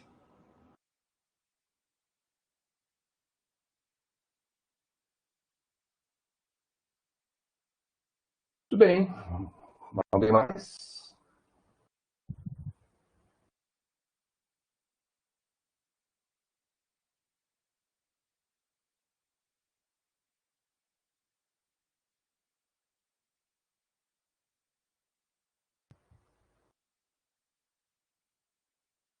Posso fazer outra consideração, professor? Claro, opa, à vontade. Algo que também destaquei é a importância que ele dá justamente às ciências sociais, porque no paradigma vigente, essas ciências sociais trabalham muito com a pesquisa qualitativa, e ele chama a atenção que, nessa época que nós estamos vivendo, o que se espera de uma pesquisa é justamente esse rigor quantitativo. Então, quando ele chama atenção para a questão da pesquisa qualitativa, de certa forma, ele mostra que a ciência não dá a devida importância a isso porque não é quantificável. E aí ele chama a ter um juízo para essa necessidade de métodos que a gente pode utilizar na pesquisa qualitativa. Por exemplo, a minha pesquisa é de caráter qualitativo.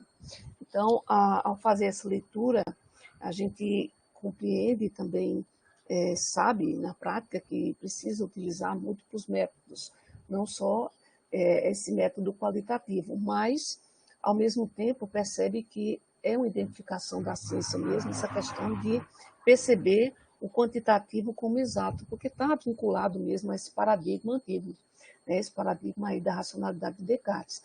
Agora, no sentido que ele fala de um autor que ele chamou a atenção, que foi Rousseau, ele fala sobre a formação de Rousseau, eu achei interessante porque ele tem uma múltipla formação, e aí ele mostra como é importante, de certa forma, que enquanto pesquisadores, enquanto nós, enquanto pesquisadores, podemos realmente enveredar por vários caminhos, por várias áreas, e entender um pouco de cada.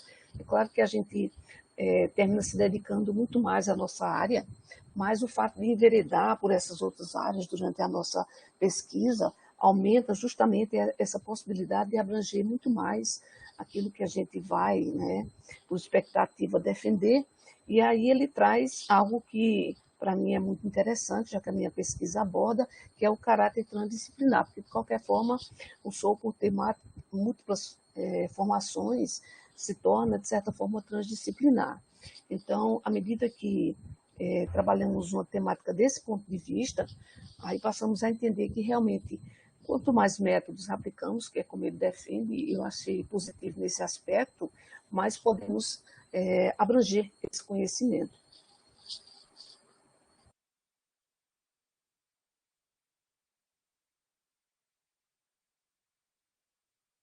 Tudo bem, gente.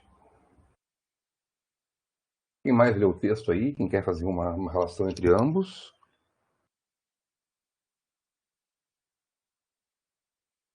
Deixa eu ver as mãos ali, né? Daqui onde eu estou agora, não tem ninguém para levantar lá.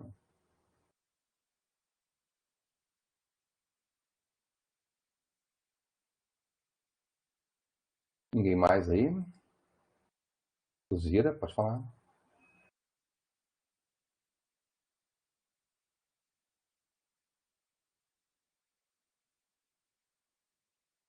Boa noite, professor, e boa noite, colegas.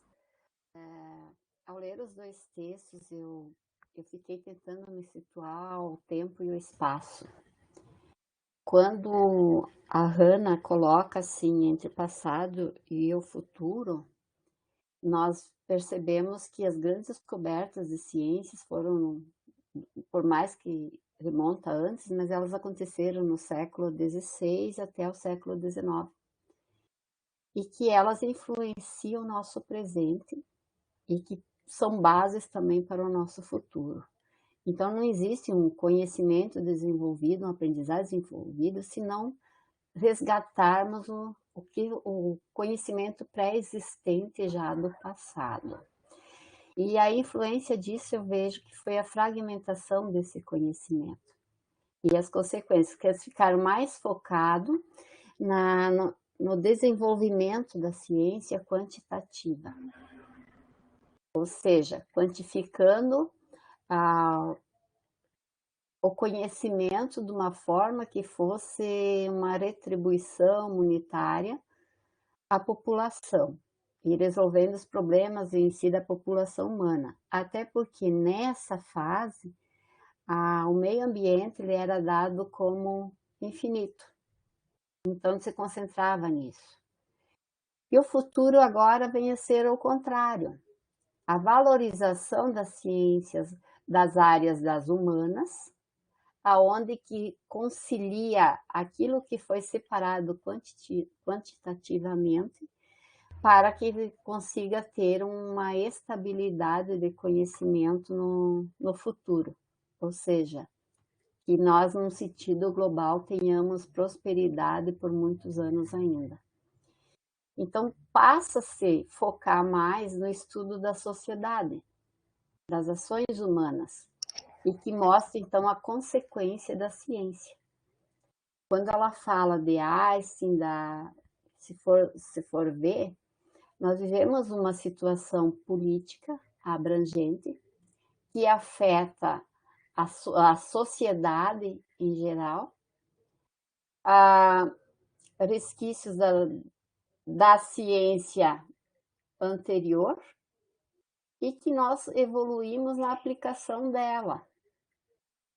E que hoje a gente tem que rever isso, né? A questão da radioatividade, a questão da poluição, que são consequências desse conhecimento anterior. Então, entre o passado e o futuro, eu acredito a valorização das ciências sociais, não só mais a parte cartesiana quantitativa, mas considerando qualitativamente o desenvolvimento do conhecimento social e da população em si. Muito bem. Também é um aspecto da análise que traça um eixo então, entre as duas considerações, né? Muito bem, Azira. Tem mais uma mão levantada lá? Acho que não tinha, né? Pessoal, quem mais?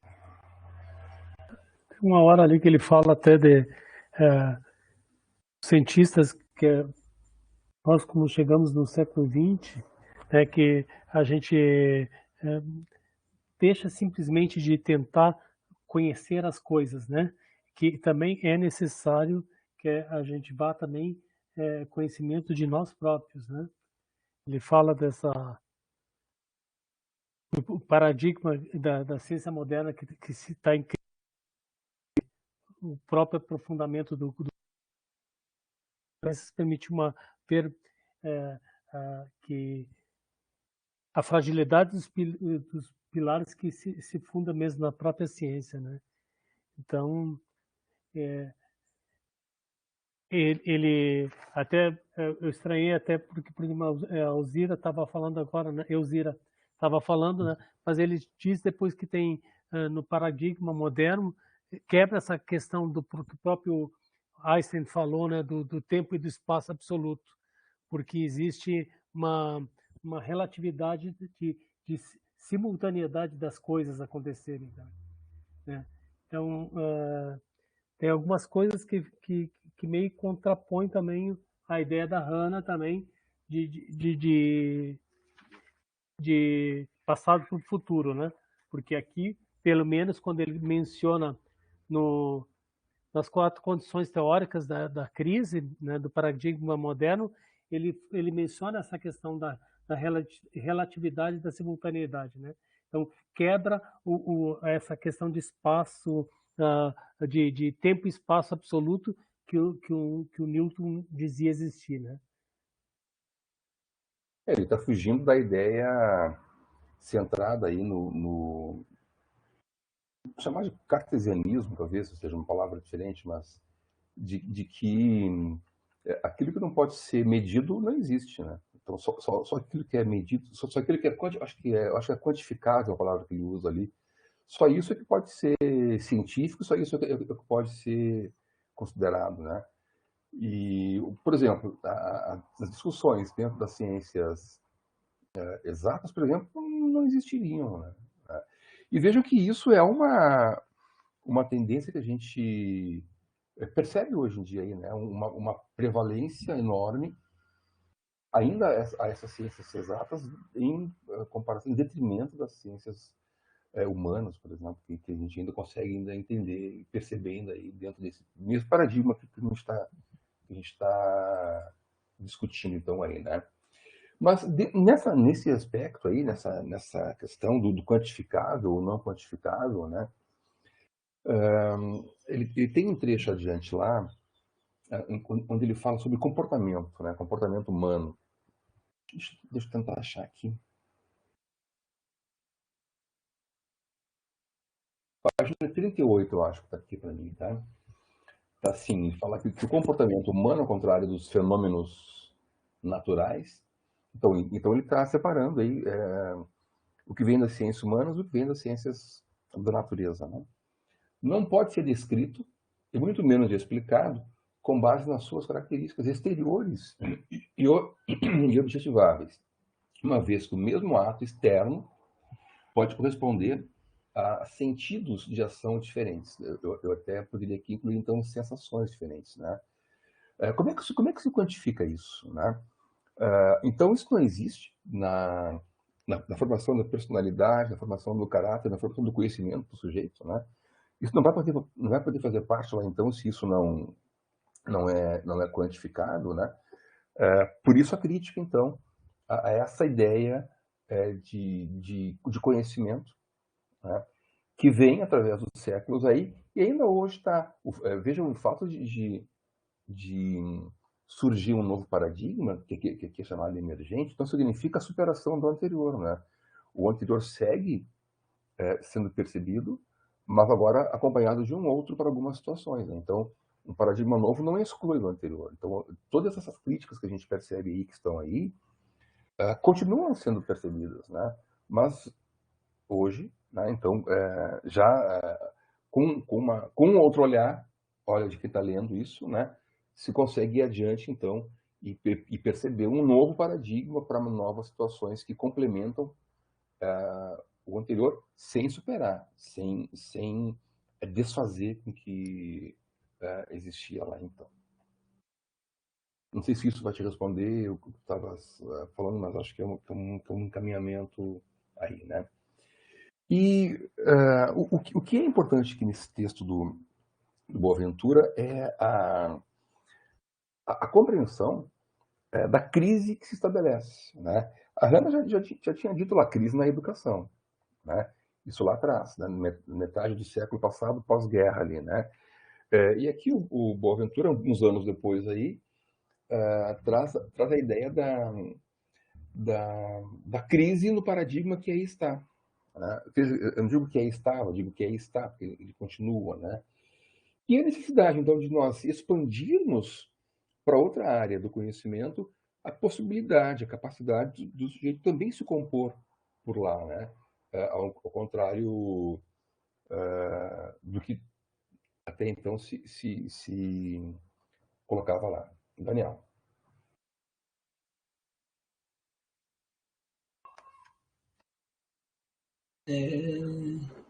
Tá ouvindo só? Pode falar, pode falar. Eu coloquei no chat ali um trecho do texto, que fala o seguinte, ó. Recorrendo à teoria sinergética do físico teórico Hermann Haeckel, físico alemão, né, podemos dizer que vivemos num sistema visual muito instável, em que a mínima flutuação da nossa percepção visual provoca a ruptura da simetria do que vemos. Assim, olhando a mesma figura, ora vemos um vaso grego branco recortado sobre um fundo preto, ora vemos um rosto, dois rostos gregos de perfil frente a frente, recortados sobre um fundo branco. Qual das imagens é verdadeira? Ambas ou nenhuma? Eu peguei esse trecho específico para eu falar sobre método. Para mim, a questão do Boaventura, minha divergência com ele é metodológica, né? O método que ele usa para análise análise, um método de olhar para a realidade. Então, o Boaventura olha para a realidade a partir das aparências. Observe que nesse trecho fica claro que ele traz duas perspectivas de olhares para a mesma aparência. Então, é aquela mesma coisa, se eu pegar um 6, aquela imagem, se eu pegar um 6, de um lado é 9 e do outro lado é 6, entendeu? Então, é aquela coisa boba. Isso me parece pueril, isso me parece infantilizado, isso me parece algo simplista. Porque se a gente se recorrer ao Karel Kozik, por exemplo, ele vai nos ensinar a fazer um detour. O que é esse detour? A gente dá uma volta, dá um escape nessa aparência que o Boaventura fala, valoriza e entende como uma realidade, faz um detour, vai na essência, entende as determinações do que determina essa aparência, depois volta para a aparência. Então, volta para a aparência para poder explicá-la, para poder entendê-la, para poder entender quais são as determinações que convergem nessa aparência. Então, o meu problema com o Boaventura é o método. O método de entender que a aparência revela o real. Então, mais uma vez, eu vou me ancorar em Marx e entender e dizer que se a aparência revelasse a essência, não precisaria de ciência, bastaria contemplar, olhar, teria tudo revelado. Sim, aí só uma dimensão resolveria. Exatamente. Então, aí por isso que eu não consigo olhar para o Boaventura com bons olhos. Eu não consigo olhar para o Boaventura como algo que agrega numa aproximação com a Hannah Arendt. Mas olha, deixa eu te falar, Daniel, essa crítica, quer dizer, essa não tua, mas críticas, né, a autores, elas vêm do lugar onde se está, né? A gente tem um posicionamento, né? E para aquele nosso posicionamento, alguns autores são interessantes, outros não são, outros, né? Então, para quem está se posicionando na posição que tu estás, que esse autor que tu citaste está, que eu acho que ele é português também, não é português? Esse autor que tu trouxeste ali, não? O Boaventura é português, sim. É português também, né? Esse outro autor, né? Não Boaventura, o outro... O Kozik? Não, o autor do trecho que tu trouxeste ali, do artigo que tu trouxeste. É alemão. Não. É o físico, é alemão. Não. Aquele Hermann Hagen? Não, o link que tu trouxeste antes lá, que fala sobre o Boaventura. Não, é José Paulo Neto, brasileiro. Brasileiro, né? Não é português? Brasileiro. Ok. Não é esse aí que eu tô falando.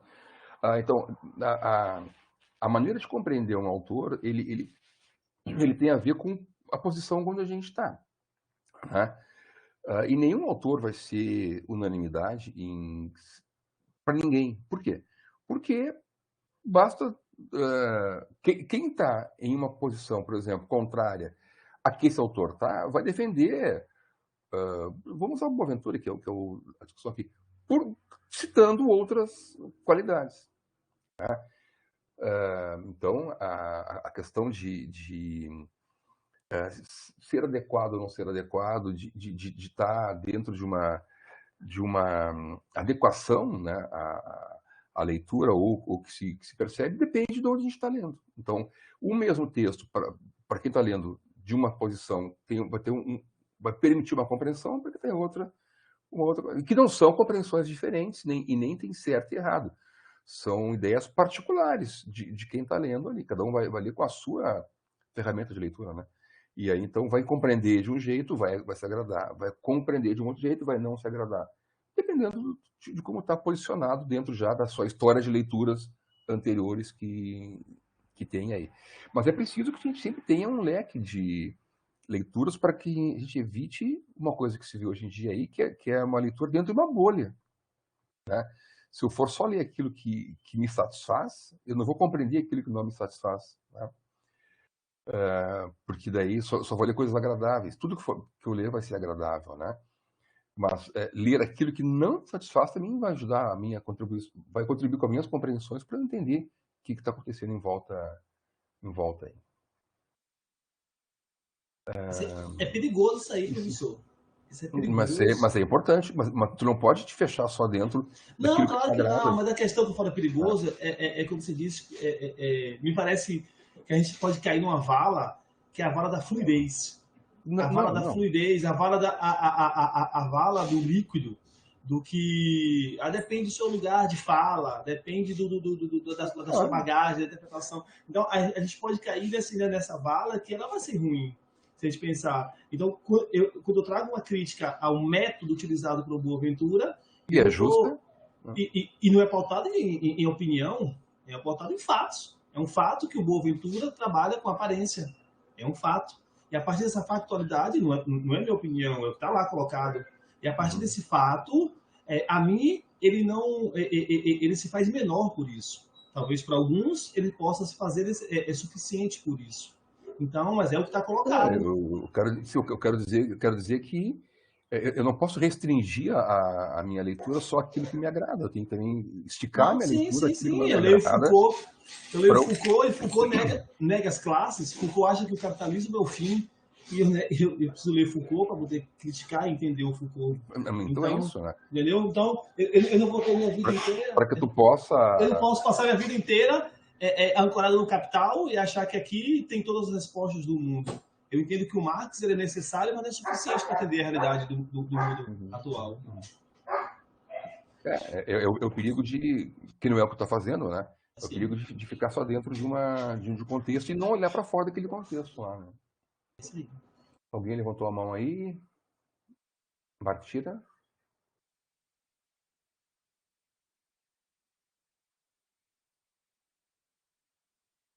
Bartira, pode falar?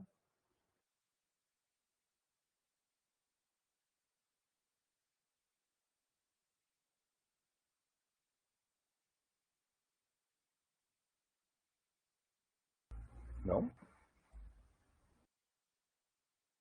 Emanuel, tá com o microfone aberto, quer falar alguma coisa?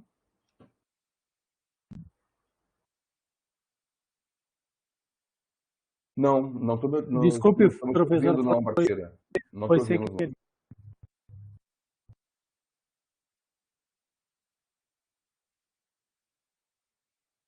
Bartira, tu pode clicar naquele fonezinho que tem ali no meio, aquele azul ali, né? Aí tu vai desconectar o teu som e tu vai conectar de novo, aí deve voltar ali, tá?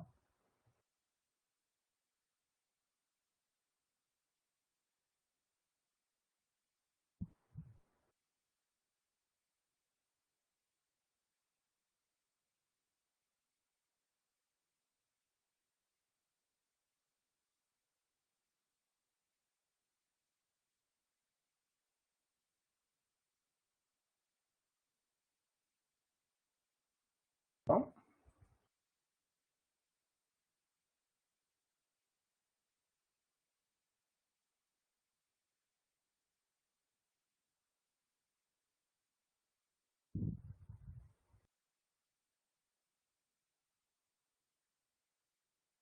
Agora? Agora sim. Agora pode falar. Misericórdia, saí para entrar de novo. Uhum.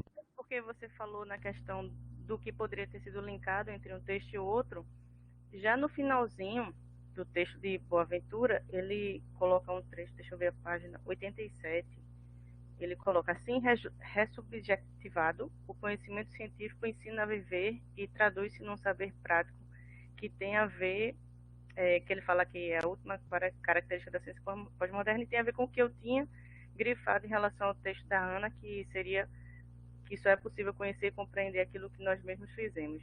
Então, assim, esse foi o link que eu consegui fazer mais fortemente entre um texto e outro, que ele faz a ligação entre o conhecimento estar atrelado ao que a praxis, né? Ao que você consegue executar fazendo, e do aprender que você faz do que você conseguiu atuar fazendo, né? Basicamente isso. O link que estabelece entre as duas escritas aí está basicamente na crítica à situação que a escola passa hoje e como se forma o conhecimento na escola hoje, ou como se trabalha com o conhecimento na escola hoje, e com uma ideia mais adiante de como se poderia ir para um outro caminho com propostas aí mais diferentes. Então, Entendi. Elzira escreve: mesmo as figuras fazem parte do mesmo espaço e tempo. Porém, são dois viés diferentes. Um voltado para o método quantitativo, aceito e preferido nas ciências, e a outra parte pertencente ao mesmo sistema, porém não quantificável, ciências sociais. Ambas as figuras fazem parte do mesmo processo. A crítica aqui é que o paradigma dominante dá mais importância a uma do que a outra, e a ideia nova de um novo paradigma é de uma igualdade de importâncias, se a gente pode falar desse jeito assim, então, aí, né? Essa questão, então, aí.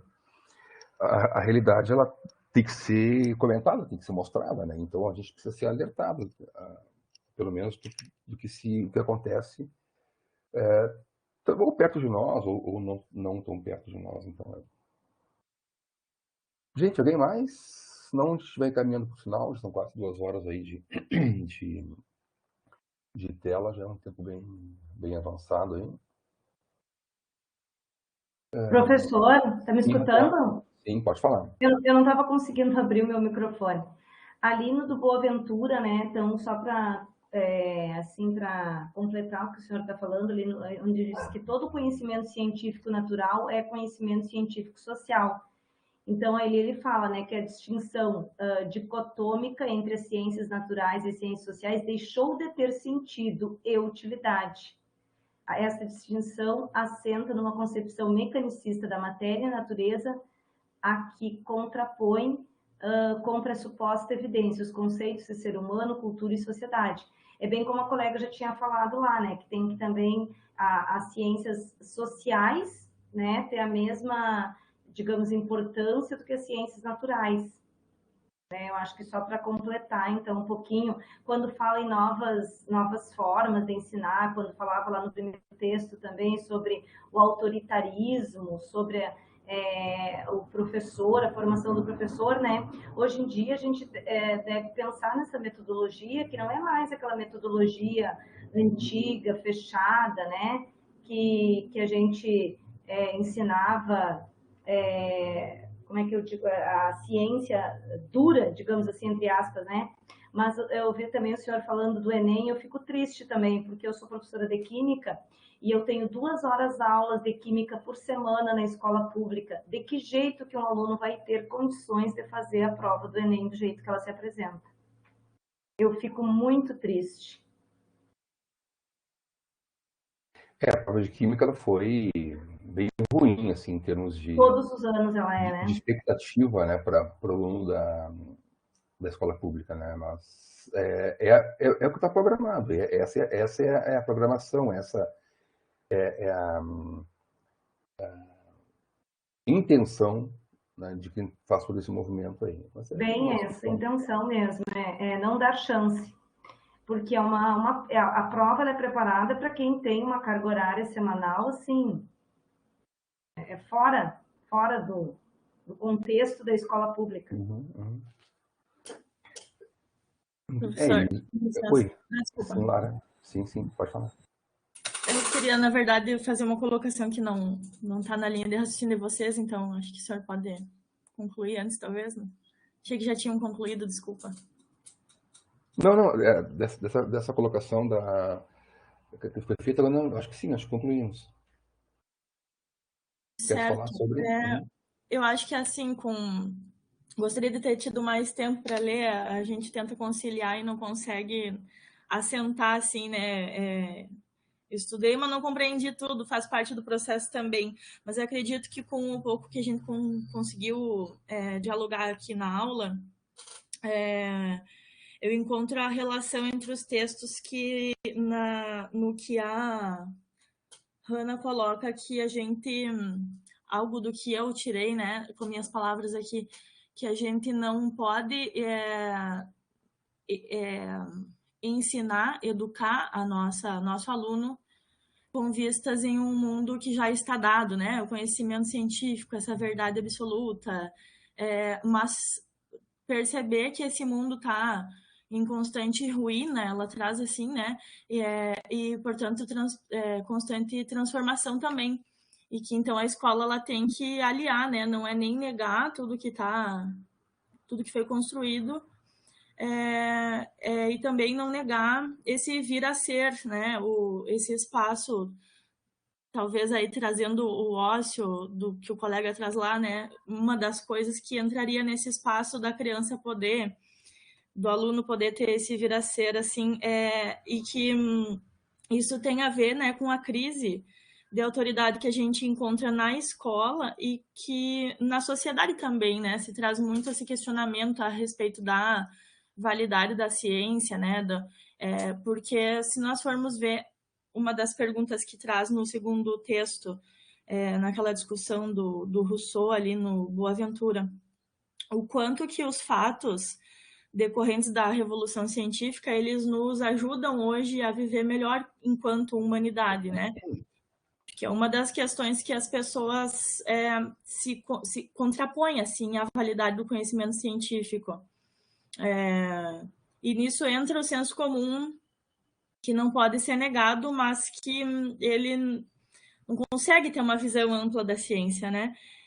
Mas que essa crise de hoje a gente não necessariamente viver melhor devido ao conhecimento científico, ela está muito ligada à restrição do método científico nessa questão de ser uma forma de descrever e controlar a natureza de uma maneira neutra, né, quantificável, restrito a isso e sem considerar os aspectos sociais, então, né, as diferentes implicações de outras áreas do conhecimento que não só a que esse método científico abrangia na sua origem ali, né, que eram as ciências naturais. Então, a crise está relacionada a essas duas questões e que isso esbarra na escola, né, o quanto o nosso currículo, e aí desde a primeira aula, a gente sempre acaba trazendo a questão da reforma do ensino médio, mas o quanto eu enxergo na reforma do ensino médio possibilidades de que esse currículo não seja somente pautado em currículo europeu, acredito que seja isso que o senhor traz, né? Somente pautado em listas de conteúdos, mas também em aprender a vir a ser, né? Abre muito espaço para isso. Mas aí a gente tem, de novo, um problema que é a sociedade e mesmo nós, enquanto professores, a gente não vê com totais bons olhos essa abertura de espaço, porque a gente se sente, aquela escola ali, ela não está sendo conteudista, então não vai atender o Enem, né? Que a gente fica triste que o Enem ele não atende mesmo, porque é conteudista. Mas me parece, sim, que essa reforma, ela traz algumas respostas nesse sentido, de promover um passo adiante na resolução dessa crise de autoridade que o próprio conhecimento ele enfrenta na escola. É uma das coisas que a gente ali no dia a dia enfrenta, né? De muitos alunos, e pela própria tradição da família, talvez, ou de tudo que escutam na sociedade, deles mesmos diminuírem, assim por dizer, o conteúdo que a gente tem para levar, né? Quanto está imbricado assim profundamente nessas relações. São duas questões que poderiam até ser temas de aulas aí pela frente, né? O que é senso comum e qual a sua importância no conhecimento, né? De onde ele vem, né? Como que ele é entendido, né? Pelo sujeito e pelo professor, né? Como é que ele pode evoluir a conhecimento científico. Isso é um assunto para uma discussão inteira, assim. E essa questão da autoridade, vários de vocês trouxeram a ideia da autoridade. O que é a autoridade, né? Onde que ela se firma, né? Eu penso na autoridade que venha do argumento. Quem tem argumento tem autoridade, né? E não outra forma de autoridade, né? Mas também é uma discussão que a gente pode... É um tema também para uma aula inteira de a gente poder discutir aí, né? Professor, uma última consideração, só um último questionamento. Pois não. Na minha forma de compreender, eu entendo o pensamento linear como sendo a ênfase nas partes, o pensamento sistêmico de Capra como sendo a ênfase do todo, o pensamento complexo vindo para juntar esse pensamento linear, esse pensamento sistêmico. E quando eu estava lendo Boaventura, quando ele fala desse novo paradigma, que inclusive ele cita Capra, ele vem falando que a quebra desse paradigma é irreversível, é um processo irreversível, eu fiquei a me perguntar se, na visão de Boaventura, ele está fazendo alusão ao paradigma da complexidade ou o sistêmico de Capra. Não, ainda não. Ele está ainda numa ideia de evolução. Lá no texto da Hannah, tem uma passagem lá onde ela traz uma discussão lá que o Morin depois também vai discutir, né? Agora eu teria que procurar ali, né? Mas aqui a ideia do paradigma emergente, ele vem num senso contrário ao paradigma que se estabelecia, que era o da divisão. O paradigma dominante, esse que está aí e que é o criticado aí, é o da ciência dividida. Né? É o da ciência que considera mais importante umas coisas do que outras coisas. Né? O texto Boaventura, quando ele critica o paradigma dominante, ou quando ele cita que existe o dominante e prevê que se estabeleça um novo, ele está criticando a divisão do conhecimento em áreas, que é basicamente o que depois, lá adiante, o Morin também, o que Morin, em certo momento, né, são contemporâneos, né, também fala, né? Quando Morin, e depois a ideia transdisciplinar, mais adiante, que a gente não chega de forma alguma nesse ponto, Boaventura, né? Como lá adiante depois, quando se fala na ideia transdisciplinar, isso aí é quase que uma retirada totalmente de linhas que possam separar ciências umas das outras, né? Mas o texto que se trabalhou aqui, ele apresenta uma mesma crítica que o Morin fala sobre a divisão da ciência, sobre a hierarquização, né, de considerar algumas coisas mais importantes que outras, isso o Morin também fala, e a proposta do paradigma dominante é de reunificação, ou seja, indo ao encontro do que nós vamos ver na próxima leitura, que é a ideia do começo do pensamento complexo, ou seja, da definição da complexidade. Então, essa ideia final do texto Boaventura encaminha para a leitura de Morin depois. O que o Carlos está colocando aí, Carlos?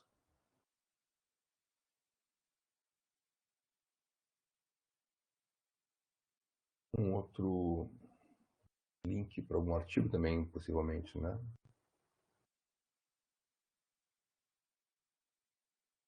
Muito bem, gente. Não sei se o Carlos quer fazer alguma defesa desse artigo que ele está colocando aí.